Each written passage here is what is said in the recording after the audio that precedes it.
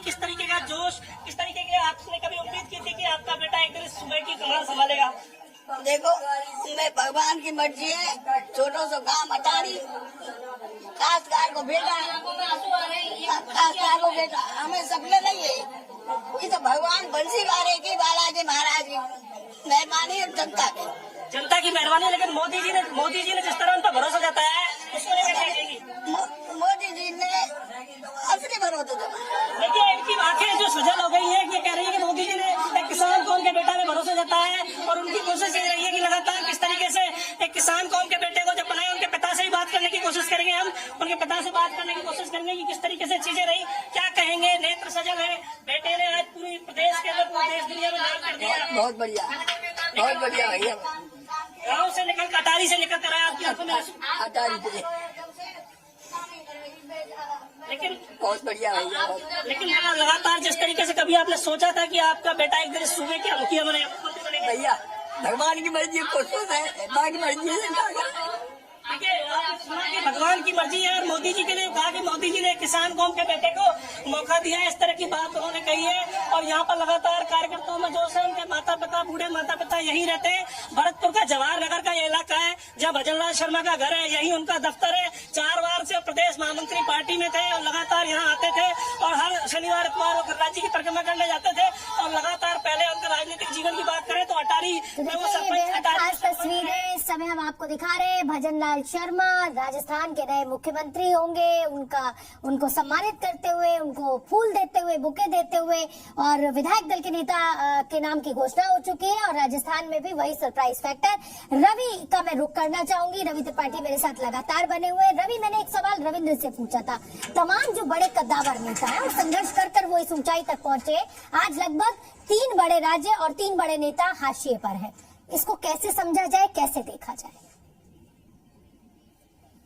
देखिए, 2 बातें। एक बात तो ये है कि पार्टी को अपनी नई पीढ़ी तैयार करनी है, नए नेता तैयार करने हैं, और ये मौका होता है जब पार्टी मजबूत स्थिति में है तभी ये काम कर सकते हैं। चाहे वो कांग्रेस रही हो चाहे बीजेपी हो, दोनों में ये परंपरा रही है। दूसरी बात जो आमतौर पे चर्चा होती है कि प्रधानमंत्री मोदी के बाद कौन होगा नंबर 2।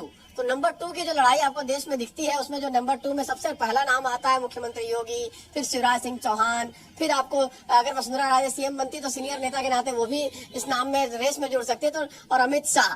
तो इस नंबर 2 के रेस को कम किया जाए, छोटा किया जाए, इसमें रेस में बहुत ज्यादा लोग ना रहे। एक चर्चा ये भी है कि अमित शाह अपने आप को नंबर 2 मानते हैं और मानते हैं कि इसके बाद वो प्रधानमंत्री के दावेदार होंगे प्रधानमंत्री मोदी के बाद।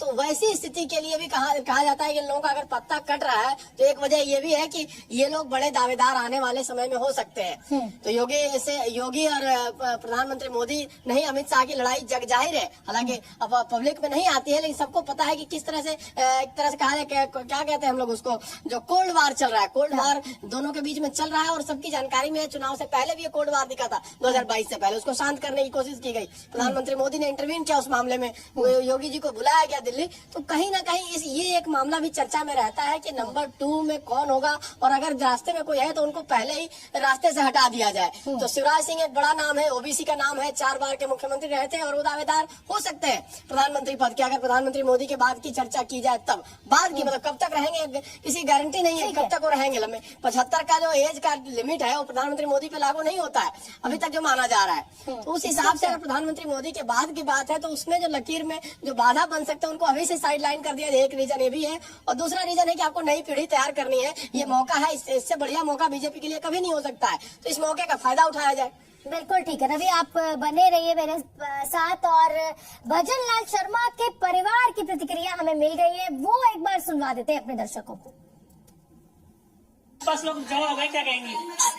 बहुत बढ़िया, बहुत खुशी की बात है, बहुत खुशी की बात है। बेटा ऐसा बेटा सब कोई पैदा करे। देखिए, सबको ऐसा बेटा पैदा करे, इस तरह की बात करें। बाबा खुशी भाई की मेहरबानी। देखिए, आप बताइए, आप बताएंगे लगातार